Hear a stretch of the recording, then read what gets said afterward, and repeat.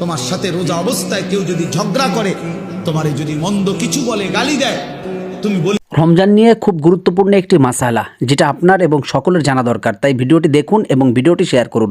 তো চলুন আগে ভিডিওটি দেখি। দিও ভাইয়া, আমি রোজাদার। রোজাদার গালি দেয় না, রোজাদার ঝগড়া করে না ভাইয়া, রোজাদার নাফরমানি করে না। ফালিয়াকুল ইন্নী ইমরুউন সাইম। নবীজি বলেন, বলে দিও তুমি ভাইয়া, আপনি আমার আরো অনেক কিছু বলতে পারেন, আমি রোজাদার, আমি রোজাদার। রোজাদার গালি দেন। রাসূলুল্লাহ সাল্লাল্লাহু আলাইহি ওয়াসাল্লাম বলেন, লাইসাল মুমিনু বিত্তাআন ওয়ালাল লাআন ওয়ালাল ফাহিশ ওয়ালাল বাদী। হাদিস। নবীজি বলেন, মুমিন খোঁটা দানকারী হয় না।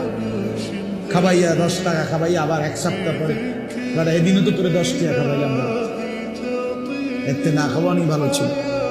তা আল্লাহ নবী সাল্লাল্লাহু আলাইহি ওয়াসাল্লাম বলেন, মুমিন খোঁটা দেয় না, অনুগ্রহ করে কি দেয় না, খোঁটা দেয়। ওয়ালাল লাআন, মুমিন কাউকে লানত দেয় না। ওয়ালাল ফাহিশ, মুমিন অশ্লীল কথা বলে না। ওয়ালাল বাদী, মুমিন নোংরা চরিত্রের হয় না।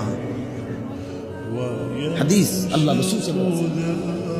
যাই হোক, সম্পূর্ণ ভিডিওটি দেখতে পারলেন। এই ভিডিও নিয়ে আপনার মন্তব্য কি অবশ্যই কমেন্ট করবেন। ভিডিওটি যদি আপনার কাছে ভালো লেগে থাকে অবশ্যই লাইক এবং শেয়ার করে দিবেন, অন্যদেরকে দেখার সুযোগ করে দিবেন।